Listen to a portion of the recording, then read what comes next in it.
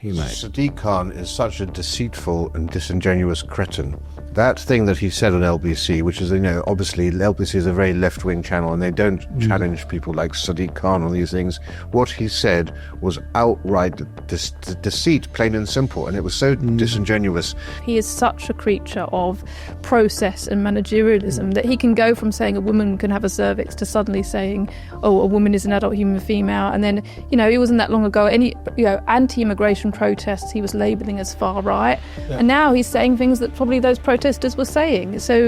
And for every £1 that a high-skilled net contributor brings into the economy, the majority of migrants take out £1.60. Right? People need to understand that. I mean, he defamed and lied and set up a narrative, did he not? Last year, which pretty much has stayed in place.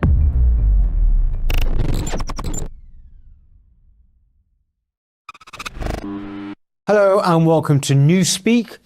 I'm Peter Whittle, pleased to be back again, joined as ever by Rafe Heydel-Mankoo, Senior Fellow and Royal Historian, and Amy Gallagher of Stand Up to Woke, and of course, regular on this show, and indeed sometime host. Yes. How'd you get on last week? Yeah, good. I'm getting more used to it, yeah. No, it's great. It's very good. Before, however, that we talk about the week's news, Rafe, we've actually got quite a few events coming up for locals, haven't we?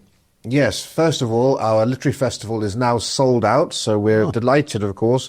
Sorry for those of you who couldn't get tickets, but our two-day event has been a huge success, coming out at the end of this month. But we do have local events to attend. These are always proving popular, so do keep a note of these in your diary if you live near any of these towns. May the 17th, today, Saturday, will be in Edinburgh for a May social. Tomorrow, 18th of May, there'll be the NCF Book Club in London. On the 20th of May, we'll be in both Newcastle and Canterbury. The 25th of May will be in Norwich. A day later, on the 26th, there'll be a West London branch meetup. On the 27th in Dorset, 28th in Brighton with Philip Kisley will be there, our national organiser. 29th in Beaconsfield, and rounding up the month in Carlisle on the 31st. And then in June, on the 1st, my birthday will be in Sheffield. I won't be there, though.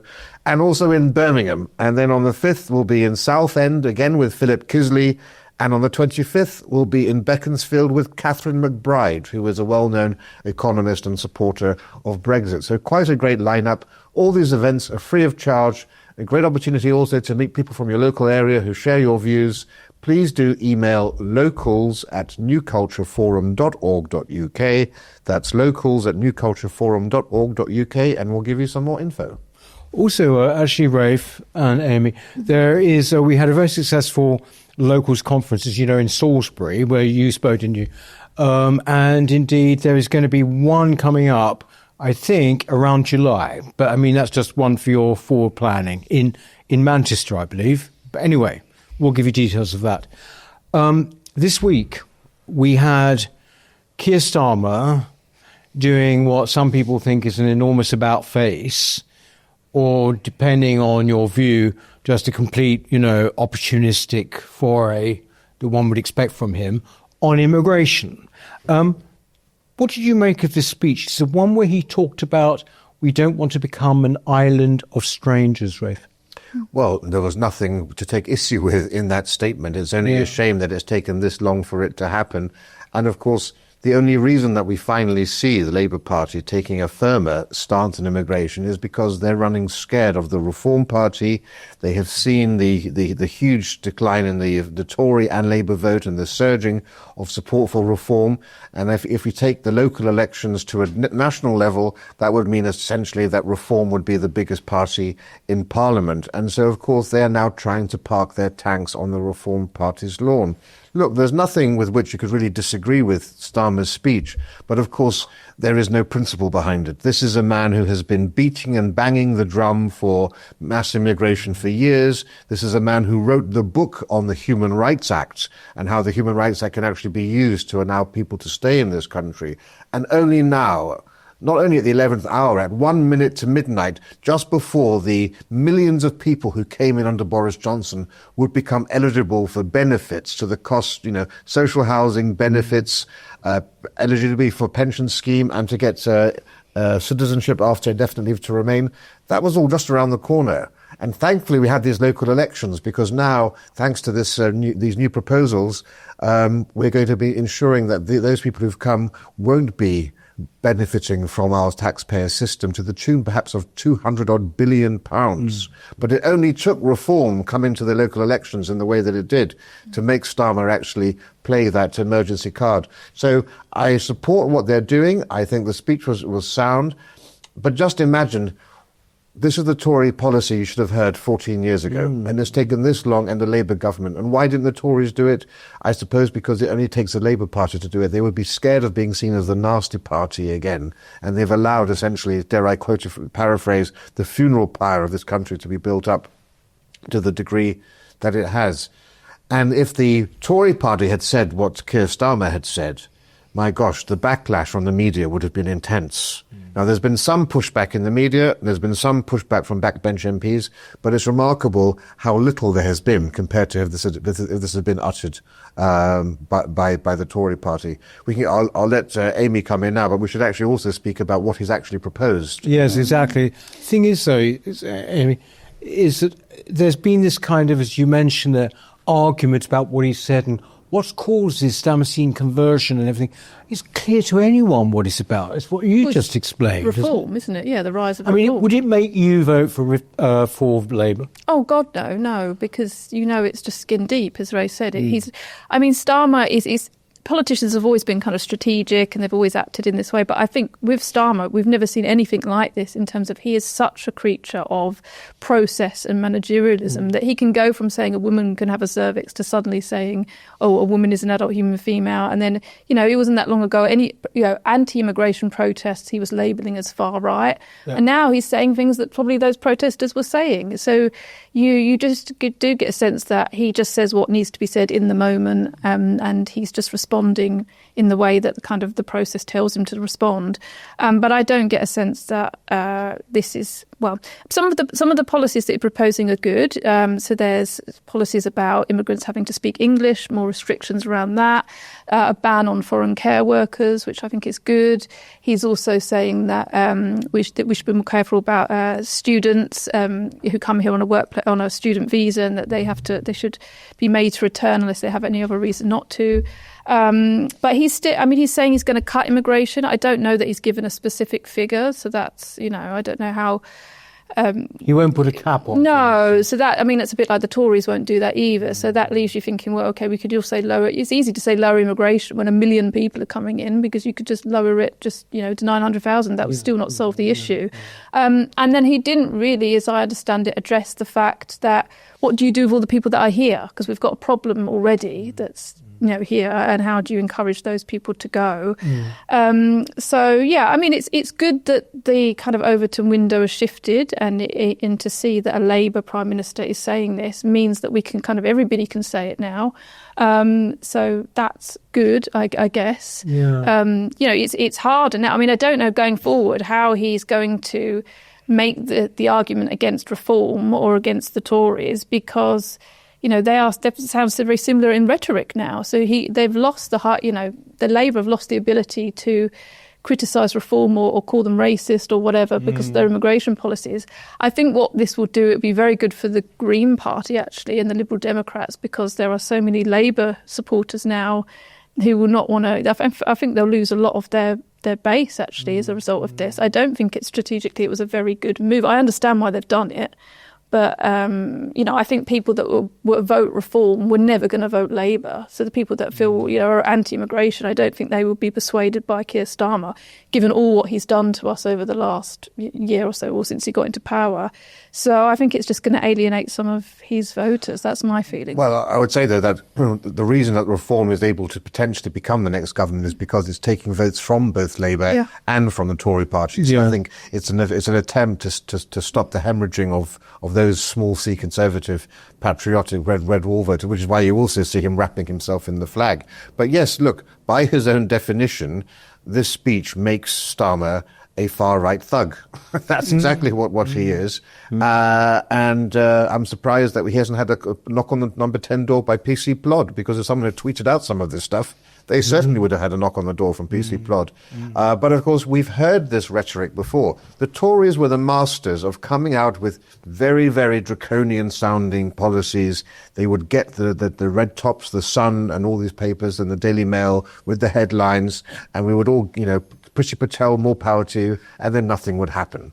And we just have to make sure, because I actually support for a lot of these policies. I think they don't go far enough, and they're only going to, by estimates that I've seen, cut immigration by 100,000. Now, to put that into context, we had 1.3 million gross immigration, 700,000 net immigration. Just removing 100,000 leaves you with 600,000. 50,000 was the average we were getting per year in the 1990s. That's how many illegals now come across the channel and everything else. So we need to get things back down to the tens of thousands, and yet everybody seems to be talking about hundreds of thousands. That's the first thing. But we need to see whether he's actually going to put these policies into place. But I think they're very good. Look, skilled workers, now you have to have a university degree and a salary threshold rise on skilled migrants. People may not realize that the majority, 3/5 of skilled migrants, are low-wage earners. People think that they're all doctors and scientists. Only 0.8% of migrants are doctors. Only 0.6% of migrants are scientists and engineers. The skilled migrants includes people who work in kebab shops, right? Those are skilled migrants. One halal butcher gave out 900 visas for butchers, there's a huge scam going on in skilled migrants who are basically low-wage earners. And this needs to be dealt with. So the thing is, how can you tell that these university degrees are real degrees? Are they bogus, or are they just actually forged altogether? That's one thing. But also, I think the most important thing he's done is extend the number of years to get indefinite leave to remain. Currently, it's 5 years. So you arrive here on a student visa. After 5 years, you can get benefits, you can get onto the pension scheme, get social housing and so forth. Now that's been extended to 10 years. I think that's very, very good. He's also said that you cannot apply for asylum once your visa expires, because currently around half of asylum applications are students who get to the end of their visa and then they apply for asylum. 40,000 people did that last year. So that's also a very good thing. But of course, it needs to go much further than that to get to the real sort of change that we need to see in this country. I think the one thing that he's done, actually, which is just from a political point of view, probably quite clever, he's laid it entirely at the feet of the Tory party. He said that we are ending this 14-year experiment with open borders. Now, the reason it's sort of clever is that there are a lot of people around, for whom that is now history. I mean, they don't know about Blair and opening up, after 1997. We tend to look at these things, don't we, in the long, basically 1997 is the watershed, isn't it? It's when everything before 97 and then after. Yeah. But he's really concentrating on the Tory 14-year, with some justification, actually, when you look at what happened during the Boris wave. Yeah, on the 25 years leading up to 1997, there was, I believe, 68,000 immigrants coming in. And from 1997 to now, it's around 7 or 8 million. It's so extreme. And I think people saw the extremes of that under the Tory government. Yes, Blair set it all up, but we saw the Boris wave. We saw our culture changing during the Tory years, really. Yeah. And I think he's right. He's right to attack them. He's absolutely right. And I think, it's very interesting. The Tory party are now third in the polls. And this could really be the death of the Tory party, I think. We're seeing it happening in real time. We thought it might happen, but it's happening quite quickly, actually, that, Reform are taking over. And it's the biggest, longest running political party ever. I think this issue could be the death of the Tory party, because everybody knows that the country has been totally changed under them for the worst. I think we're going to come back to that. But before we leave this particular thing, I did want to point out, Rafe, Sadiq Khan this week gave this interview on LBC, which is basically pretty kind of friendly to Sadiq Khan, I think, on the whole, you'd say, or it was James O'Brien, I believe. But on this show, he came up with some statistic saying that actually immigrants contribute £12,000 more than like British workers, or it basically is, it was a total and utter fallacious point he made. Sadiq Khan is such a deceitful and disingenuous cretin. That thing that he said on LBC, which is, obviously LBC is a very left-wing channel and they don't challenge people like Sadiq Khan on these things. What he said was outright deceit, plain and simple, and it was so disingenuous.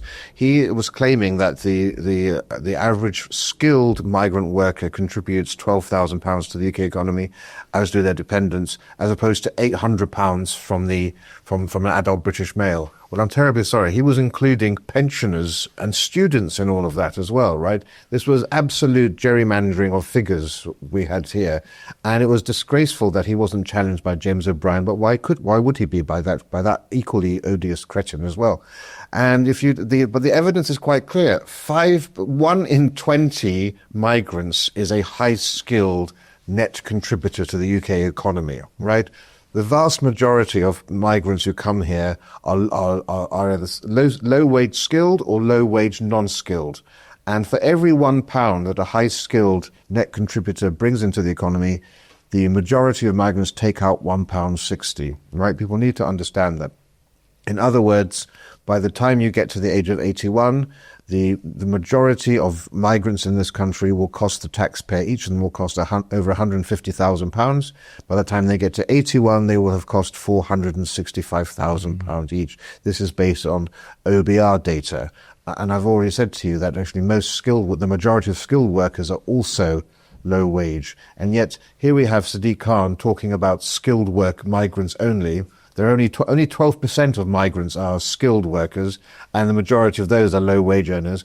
And yet that's what he was speaking about in his LBC interview. Oh, no. I have a neat stat here that will dissolve this argument, and that is the fact that skilled migrants contribute. Well, actually, tell people the truth about how few they are who are actually contributing in that way. I thought it was deeply dishonest. Now, we've been told our whole lives that wrinkle creams were the easiest way to look younger.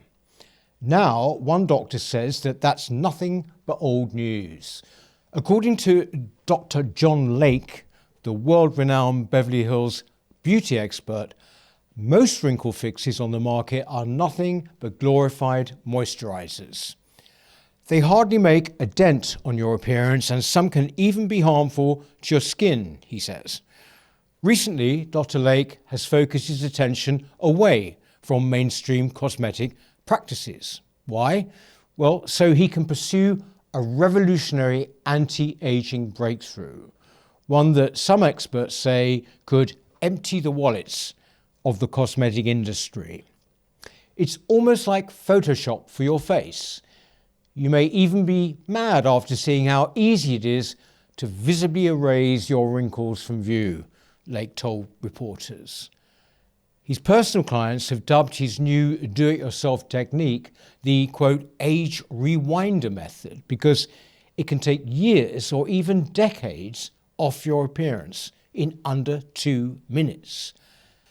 In light of this amazing breakthrough, Dr. Lake has released a step-by-step video to the public, free and uninterrupted, where he outlines exactly how to use this simple solution from home.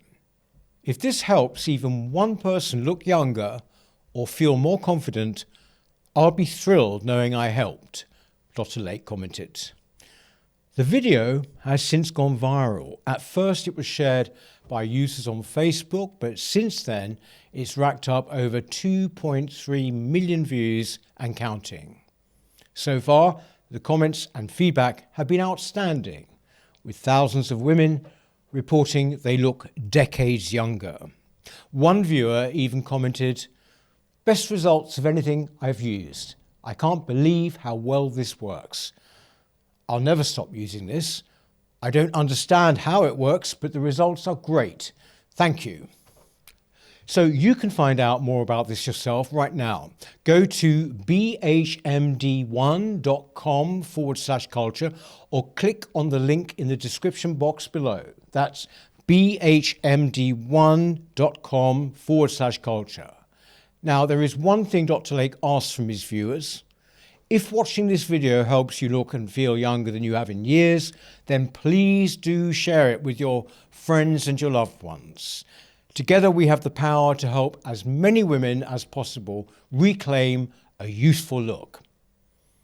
Go watch the video at bhmd1.com/culture right now, or just click on the link in the description box below. Yes, I think, do you sense, because I read a piece in the Telegraph today by Alistair Heath, and he was talking about how this thing, the Overton window, what people are discussing has shifted. I think there's no question about that. Yeah. It's not just that basically he was saying, I've got this radical policy. There should be a 5-year moratorium on all further migration. I mean, there's no point in doing this, but when I joined UKIP back in 2012, that was the reason. They had that as their policy, a 5-year moratorium, in order to let us catch our breath and get things all in place. Anyway, this is really radical. But coming from a mainstream, person of that seniority, it is quite something. You said recently that you felt utterly depressed about Britain. I mean, does this new talk, plus actually since then reforms, electoral successes, that made you feel any better? Yeah, it has actually. Yeah, I think given that it's so good to see people going out and voting for reform, and you realise, okay, people there is a problem, and people know there's a problem, and they're showing it at the ballot box. So that is good to see. I'm very hopeful. I mean, Reform are topping the polls at the moment, so I think everybody knows that this can't go on, that we have to have a change. So that is very, very good. And yes, the Overton window is shifting. In the case of these points that Sadiq Khan was making, I mean, he's still trying to make the economic argument, and I think that's dead, actually. Even Kier Starmer kind of admitted that the economic argument doesn't work anymore. People aren't making that case so much anymore. So things are definitely changing, I think, yeah. Yeah, but you see, it's interesting, when you say, because Starmer did say the economic narrative has been challenged. Yeah. Now, something like that is what... The fact is that Sadiq Khan knows that his bread and butter is well and truly on the side, of a city which is now 60% migrant, London? Yeah. 37%, well, less than 37% now, probably, just 1/3 white British. But yeah, I think that was actually the most frustrating and annoying thing in Kier Starmer's speech, was when he said, we've experienced 4 years of unprecedented mass migration by the Boris wave. And let's just say, because I don't think enough people in the public realise that what Tony Blair did to this country, mass migration, pales into insignificance to what Boris Johnson did. And there are still many Boris fans out there. There are many people who think Boris should come back to the Tory party. And also with Tony Blair, we just had European immigration, which was culturally compatible. But we've had mass immigration of people from the developing world who are completely culturally incompatible. That provides annoyance on the levels of people not queuing for bus stops, all the way to barbaric practices like FGM and rape gangs and everything else. That has been brought in by Boris Johnson. We must understand that. But we've been sold for a generation of all stripes, Lib Dem, Tories, every party has said economic migration is essential for a growing economy. It's worth the price to see your societies declining. It's worth the price to see the deterioration of your towns and cities because of the economic necessity of economic growth. And what's happened? I've been saying for years that why do we have a productivity crisis? Maybe it's immigration. Everyone said I was crazy for linking that. But now we've got stagnant economic growth. There is nothing which you can say in which mass immigration has benefited the country. Yes, our GDP has grown because there are more people, but GDP per capita is shrinking. And the economic justification was the only argument, and that's now been blown out of the water. And I think that entire generation of 25, 30 years needs to be held to account for actually destroying the fabric of our society. Wow. So you mean like you're sort of lining up against the boomers? Yeah, I think they should be done for treason or something close to treason, because essentially they have signed the death warrant for this nation. Interesting. Do you actually think the death warrant has been lifted, or do you think it's still... That's what's so encouraging about this 10 years for indefinite leave to remain. Because these are low-skilled migrants, if they aren't able to get benefits for 10 years, and they actually, these are the incentives to come over here. You need to get rid of the incentives to come to Britain, and they can go elsewhere. They can go to Germany, they can go to France, they can stay at home, make Britain less attractive, and they will stop coming. It needs to go further, right? Mass deportation of illegals, deport all criminals who don't have citizenship from this country. There are, nobody who's not a British citizen should get benefits at all, even if you have indefinite leave to remain. Yes, 10 years to get indefinite leave to remain. That currently qualifies you for benefits. I'm sorry, your taxes that you pay should be the privilege. You're paying for the privilege of living here. At 15 years, I think you should get citizenship, at which point you're entitled to benefits. These are the ways, and we need to start embracing a policy like the Swedish government of voluntary remigration to encourage people who are naturalized citizens, or even if they're British-born citizens but don't like this country, incentivize them to leave the country. You're nodding away there. Yeah. Do you think remigration of legal migrants? Yes, yeah. I think that there needs to be lots of policies around deterring people from wanting to be here, so that they will remigrate to where they came from, and that is happening across Europe. But European countries are doing that, like you said. Denmark has also been doing that. They've got lots of policies that are deterring people from going they're quite there. left. Yeah, they've got a social democratic party that are kind of left on a lot of issues, but very strong on immigration. Actually, they're kind of a bit like the SDP here, although obviously the SDP doesn't have much traction here. But they've got policies like they've got a jewellery policy. So if somebody arrives and they've got expensive jewellery, or they're carrying something expensive, the state will take it off them and say, right, all of your stuff is art, and you've got to go out and make your own way. So that's a massive deterrent to people. They're doing lots of things like that will dissuade asylum seekers, and I think this is a bit of a domino effect that's happening across Europe. And maybe Starmer, yes, it's in response to reforms win, but I think maybe Starmer is also realising that Europe is going in this direction generally. And of course, reform wouldn't exist had the Tories and Labour actually done these policies. That's why the left wing in Denmark are doing this, because they want to ensure that a far-right party, not that Reform is a far-right, but they want to avoid a right-wing party growing. And so they're just taking sensible policies that you would have expected any government in the 1980s to embrace these policies. It shows you how far we've gone. And in Denmark, there is complete unanimity and agreement across the political spectrum. The right and the left both believe in these policies to create a genuine hostile environment. Not the hostile environment, that milquetoast thing that Theresa May tried years ago. A genuine hostile environment saying, stay in Germany, stay in France, don't come to Denmark. They went from 1% of the population being foreign in the 1980s. It went up suddenly in a few years to 9%. They experienced that sort of a shock. And remarkably, the trade union left-wing prime minister of Denmark was asked how many asylum seekers she was going to willingly accept in, and she said she wanted 0. Now, can you imagine Kier Starmer or Angela Rayner saying that? Well, maybe not them, but maybe within 5-10 years' time, we will hear that kind of language. Whether it's too late by then. I mean, a lot of people who write comments to these videos sort of do that. It's all too late, right? I'm not quite sure whether it is always too late, actually. I mean, it's a gargantuan task. But connected to this, actually, there was this report, I've spoken about it already this week, but it is connected. The level of anger and pent-up frustration that we saw in the response to the Southport murders was immediately branded by Starmer, wasn't it, as far-right thuggery. And also that it was actually, therefore, sort of coming from outside, and it was basically being orchestrated. And a new report by His Majesty's Inspector of Constabulary, Fire and Ambulance, I believe, has said that there's zero evidence of this, and that essentially it was in fact due to the local people mostly kind of being, using the opportunity to express their sort of anger about a whole host of things.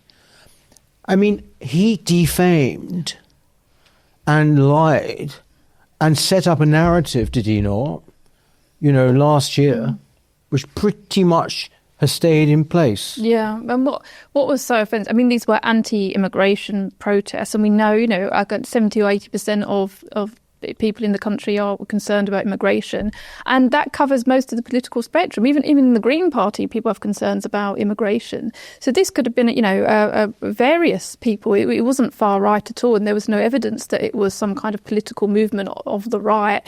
It was all sorts of people, and particularly working class people. And he was so quick to demonise them and even preempt their, criminality. Actually, well, yes, that's the crucial point. Yeah, because we talked about the Home Office doing that in a tweet, but basically he said this on the 4th of August. Did he not before charges had even been met or any proceedings? Yeah, and he clamped down on that in other areas, but with this it was kind of like these people were just guilty straight away, and we've still got people who are still in prison for tweets that they made or comments that they made in Facebook, and they've been giving really, they're kind of like political prisoners in the way, because they were made an example of. And obviously there was Peter Lynch who died in prison, and it was, if you look at some of the things that he was saying on his protest signs and to videos, he was kind of, you couldn't describe him as far right at all. He had a range of opinions that were kind of, some of them you could say that were on the left, they were against big corporations and all sorts of things. So just to smear everybody as far right, I think that's, to me, when Kier Starmer really just lost it, and he can never come back from that, in my opinion. Yeah. Even with this immigration speech now that he's done, you can't get away from the fact that it's not that long ago he was smearing everybody as far right. So it just has no legitimacy because of that. Yeah.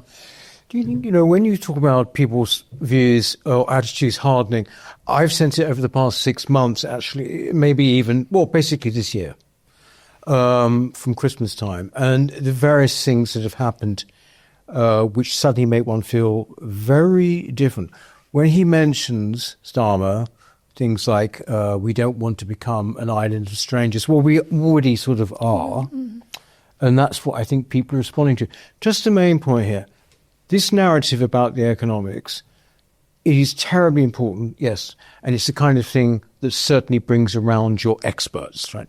But when it comes to people, ordinary people, I'm convinced it's the cultural stuff. Oh, it's absolutely cultural. On a day-to-day level. People's experience, it's your daily lives. It's the annoyance, as I said, people not queuing for bus stops, people littering on the streets, spitting on the streets, the lack of social interaction, just, the bonds that unite a society together. And as I've said many times on this channel, the more ethnic diversity you have, the more reclusive people become. They stay at home, they don't go out as much, they don't volunteer for community associations, they don't vote as much in local elections, and you begin to see the public square deteriorate, buildings begin to dilapidate and so forth, and it increases the lack of social trust even between people of the same race as well. But let's just get back. I want to go back to Kier Starmer here. He gaslit the entire nation.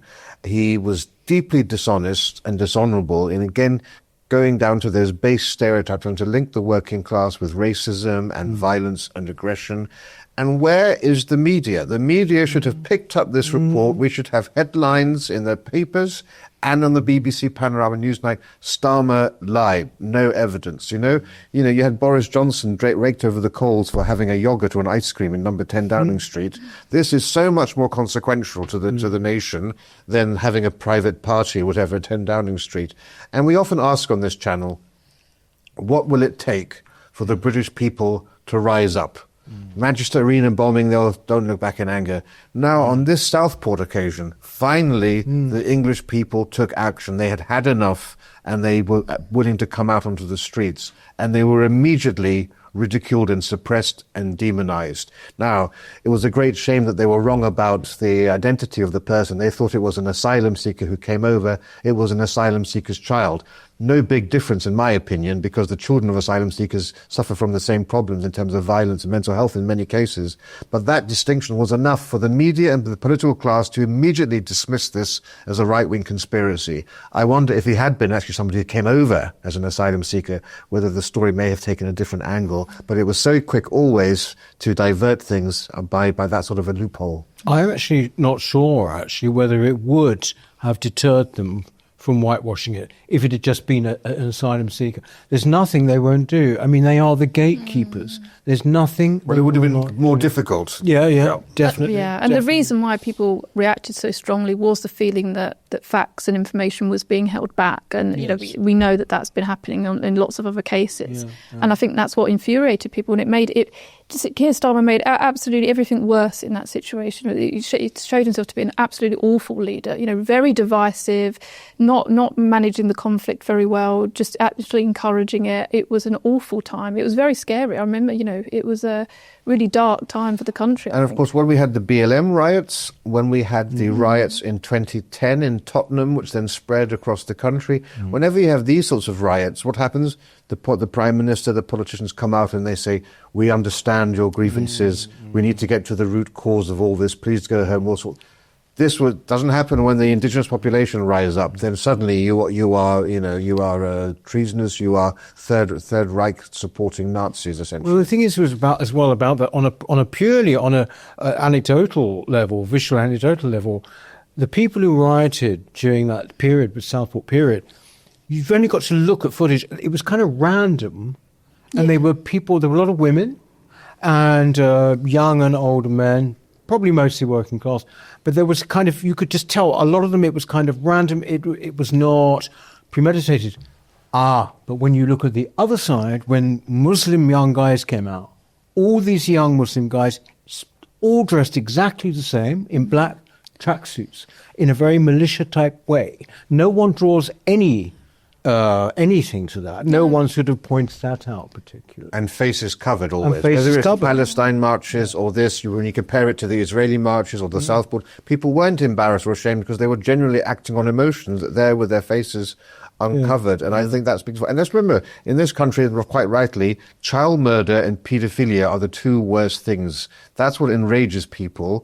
That's why you had sensible women writing terrible tweets, which, they were quite rightly inappropriate tweets they should have been punished for, perhaps. But they were doing that in the heat of the moment, rather than what you saw from the Muslim gangs who were marauding the streets. That was clearly orchestrated and wasn't based upon emotion. Yeah.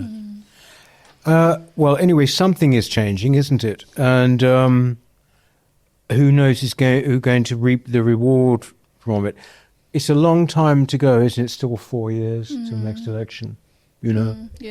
But in the meantime, there's also been a fair amount of discussion that woke has ended. There's a big event happening quite soon with Matthew Goodwin and people. Has woke ended? And then I'm always very sceptical of that. And then you read an article like in today's Telegraph, Amy, about the NHS and kids, and then you sort of think, actually, we haven't even scratched the surface of this thing. Yeah. This is about young kids, isn't it? Yeah, I mean, the trans ideology is a good example in that we've had so much pushback from, in terms of legal cases, in terms of the recent Supreme Court ruling that a woman is an adult human female, in terms of the Cass review. This should be done and dusted. And actually, you're always seeing that in the NHS, its gender ideology is still rife. So obviously, with the Cass review, there was this move away from everything being at the Tavistock and that children would be treated holistically across various hospitals. But there's already been changes made to that. So, initially, the argument was made that children under the age of 7 shouldn't be receiving any kind of treatment for gender dysphoria. It was just too young. Activists have already pushed back on that, and they have now said, actually, because of activist pushback, they've reduced that. They've said, actually, we have any age limit. So we're seeing that some recent statistics show that there are currently 10 kind of nursery-age children being given treatment for gender dysphoria or being born in the wrong body or whatever you want to call it, and 150 children under the age of 9 are receiving this treatment. So it's still happening. The NHS still very much buys into this idea that you can be born in the wrong body and you can have transgender children and then they need treatment. Yes, puberty blockers have been banned, so that's at the moment that's not an option. But the ideology is still there, and there is still this idea that we need to treat these children in a very specific way, and it can be to do with the fact that maybe a child of 3 or 4 years old is playing with toys of the opposite sex, Yeah. and that's enough for them to be brought in and given therapy. Yeah. So this totally goes against. It still goes against Cass. The Cass review happened, but it's not been taken into consideration because Cass said children shouldn't be socially transitioned. She said, a lot.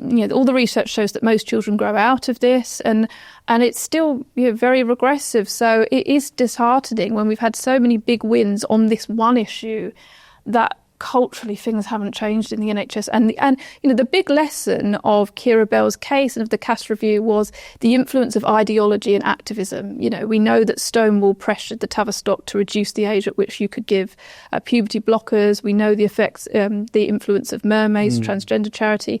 But that nothing's been done to stop that happening because activism is still, having an influence, and people are so scared of trans activists that they bow to it, and you just think, we've not really learned anything from all of those big gains that have happened. So, yes, disheartening. I think the difference is that we're talking about woke as, or I introduced it as woke, but basically it's about reversing years of institutional capture, isn't it? That's right. We've got some low-hanging fruit has fallen off the tree in terms of men and women's sports, in terms of defining what a woman is. And that sort of thing is causing a lot of people to say, well, this is the end and the death of woke. That's far too premature. It's a 25 to 30-year project at the minimum because it's so deeply entrenched within our institutions. They've all been captured, and these people are now in positions of power in all these institutions. And you simply have to either remove them or wait for them to retire and bring in a new guard to replace the old guard, just as they did to us originally. Yes. And that's a process of decades, I'm afraid to say. And we should be 15 years into that project. That's the greatest calamity of all. Yes, exactly. Now, actually, that might have started if the Tory party had been anything like a Tory party when Boris Johnson came in. Well, Cameron came in. Yeah. Yes, or even Cameron. But I don't think they have a group of people like Cameron. Oh, they have no. Well, they were hug a hoodie, remember? They were trying to get away from this idea of having a nasty part. Well, you just speak to Peter Hitchens about all of this, It's, as I said, it became a neoliberal party. It was pursuing economic policies of Thatcherism without any of the understanding of the true sort of Burkean, Scrutonian ideas of conservatism and tradition and identity. Yes. Well, look, we're going to carry on a bit and talk a little bit more about very Brexity things, actually. And so, but in the meantime, if you want to carry on watching us, because it is worthwhile, become a member, please, So only as little as £4 a month, you can get this kind of material, plus at the same time, all sorts of other benefits. Anyway, that's the pitch over. Thank you very much, Amy. Thanks, Ro. And we shall see you next week. Thanks. Bye. Our mission at the New Culture Forum is and always has been to defend and celebrate Britain's history, culture and its people, and indeed Western civilization, at a time when both are under sustained attack. We have grown from small beginnings to become the country's most influential right-leaning cultural think tank. Our content is watched and read by some of Britain's most influential political figures. But now, we need your help. If you believe in what we do, then please do become a member. For as little as £4 a month, you can make a vital contribution to what we do. As a member of the NCF family, you will help ensure that we can continue to produce quality content online, such as our 3 weekly programmes, Whittle, which is our flagship interview show, Newspeak, our panel discussion show, and Deprogrammed, which is targeted at Britain's youth. As you probably know, in addition, we produce important documentaries, such as our critically acclaimed 6-part series, The West, a stunning celebration of the history and genius of Western civilization, and our ongoing documentary series, Heresies, with hard-hitting episodes tackling subjects such as immigration, gender ideology, and BBC bias. But the New Culture Forum is much more than a YouTube channel. We don't just complain about Britain as it is, we provide real solutions and clear policies on how we can push back against the madness and restore sanity to this nation. Our presenters are now highly sought after and have become familiar faces across the media. Our prestigious annual Smith Lecture and our regional and indeed national conferences have attracted world-class speakers. Perhaps most importantly, we are the only organisation on the right of politics that has launched a national movement without actually being a political party. And uniquely, through our NCF Locals programme, we've established some 30 active branches in towns and cities right across the nation, from Edinburgh to Exeter, and with many more on the way. We're very proud of what we've achieved, and our members have made it possible. In return, our members receive access to exclusive content, invitations to private events, free or discounted tickets to our conferences and lectures, free copies of our books, and much more.